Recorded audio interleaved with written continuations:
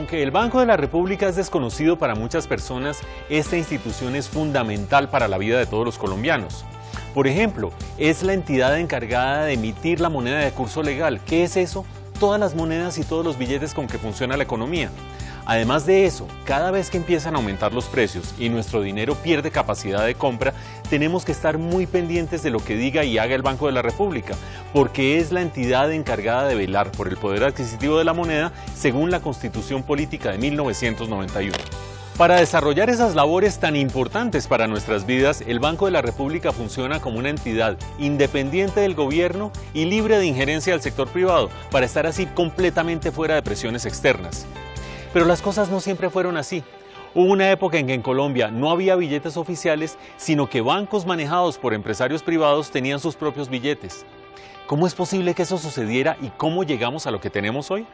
Esta historia se remonta a los inicios de lo que hoy conocemos como la República de Colombia.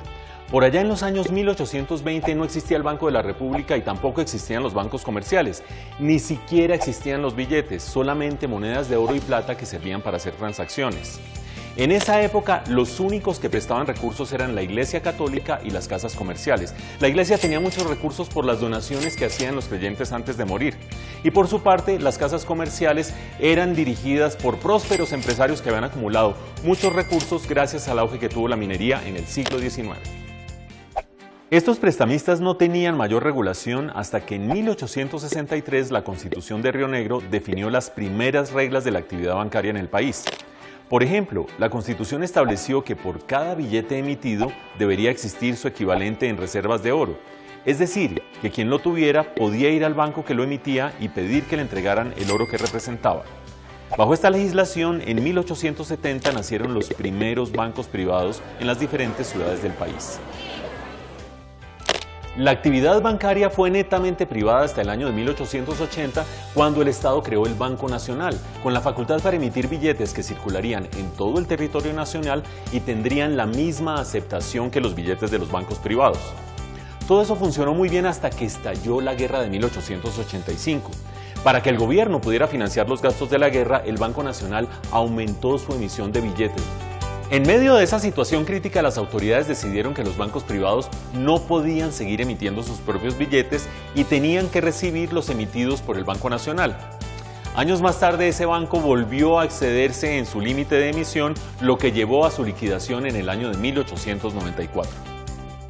La práctica de emitir billetes sin respaldo en oro terminó convirtiéndose en un gran problema. En 1899 estalló la Guerra de los 1000 días y el gobierno usó la emisión de billetes sin respaldo para financiarla. El gran aumento de dinero circulante que se generó se tradujo en una gran inflación superior al 300% anual, lo que dejó a la economía en un estado deplorable. Ante la magnitud de ese problema, se volvió a establecer la convertibilidad de los billetes en oro y en 1905 la ley autorizó la creación del Banco Central de Colombia, con la expectativa de que ordenara la economía. Varios incumplimientos de este banco, como el de superar la misión que tenía permitida, llevaron a que el Congreso lo liquidara en 1909. Unos años más tarde, esa situación de desorden monetario llevó al gobierno a contratar una misión de expertos extranjeros, liderada por el profesor Edwin Kemmerer, quien en 1923 fijó las pautas para la creación del Banco de la República. Fue así como el 23 de julio de ese año nació el emisor colombiano como una entidad con aportes de capital públicos y privados. Durante sus primeros años, uno de sus objetivos primordiales fue sustituir todos los billetes que circulaban en el país por los nuevos billetes del Banco de la República que estaban respaldados por oro. Además, se le asignó la función de ser el banquero de los bancos comerciales y también el banquero del gobierno. En los años siguientes se produjeron cambios importantes en la estructura de la Junta Directiva del Banco de la República al incluir al ministro de Hacienda, así como a los representantes de la Federación Nacional de Cafeteros y de las cámaras de comercio. En este periodo, y tras la inestabilidad que generó la Gran Depresión de los años 30 en los mercados financieros internacionales, se estableció el desmonte del patrón oro, es decir, la obligación de que los billetes emitidos estuvieran respaldados por oro.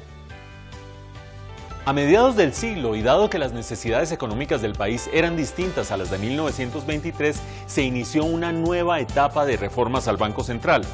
En 1949 el gobierno invitó una misión de la Reserva Federal de Estados Unidos dirigida por David Grove para que hiciera un diagnóstico del sistema bancario colombiano.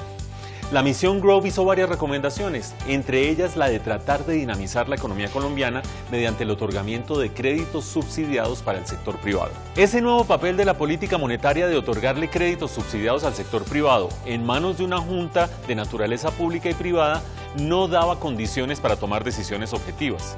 Por eso en 1963 se creó la Junta Monetaria, que le devolvió al Estado la autonomía en el control de las políticas monetaria, cambiaria y crediticia. Esa junta estaba conformada por altos funcionarios públicos y presidida por el ministro de Hacienda. Mientras tanto, el Banco de la República mantuvo su propia junta, que era la encargada de ejecutar las políticas que dictaba la Junta Monetaria. A pesar de la operación de la Junta Monetaria desde 1963, el Banco de la República seguía siendo una entidad con funciones públicas pero con capital privado, un híbrido institucional que complicaba muchísimo la ejecución de la política monetaria. Por eso en 1973 se decidió nacionalizar el Banco de la República, que a partir de ese momento es patrimonio de todos los colombianos. Pero la Junta Monetaria no estuvo libre de críticas, pues cada uno de los funcionarios públicos que la conformaban buscaba que el banco le diera crédito a los proyectos de su propio sector. Con esas presiones, en los años 70 la cantidad de dinero en circulación creció mucho más de lo debido y la inflación empezó a acelerarse hasta bordear el 30% anual a finales de la década. Fue así como a finales de los años 80 se empezó a pensar en convertir al Banco Central en una entidad del Estado, pero con independencia del gobierno. Con la Constitución de 1991 se definió la naturaleza y las funciones que hoy tiene el banco emisor. Se disolvió la Junta Monetaria y se creó lo que hoy conocemos como la Junta Directiva del Banco de la República, que se encarga de formular las políticas monetaria, cambiaria y crediticia del país. Esta junta está conformada por el gerente del banco, el ministro de Hacienda y otros 5 miembros. El presidente de la República nombra 2 de esos miembros durante un cuatrienio, de modo que el gobierno de turno nunca tenga mayoría en la junta y se preserve así su independencia. Además, la Constitución le dio al banco la función primordial de preservar el poder adquisitivo de la moneda. Esas condiciones llevaron a la formulación de una política monetaria mucho más sana que se tradujo en una reducción paulatina y sostenida de los niveles de inflación en el país. De esta manera hemos llegado a tener el Banco de la República con que contamos hoy, una entidad independiente cuyo objetivo fundamental es mantener una inflación baja y estable. Pero ¿cómo funcionan estos y otros aspectos de la política monetaria? No se pierda nuestro próximo video.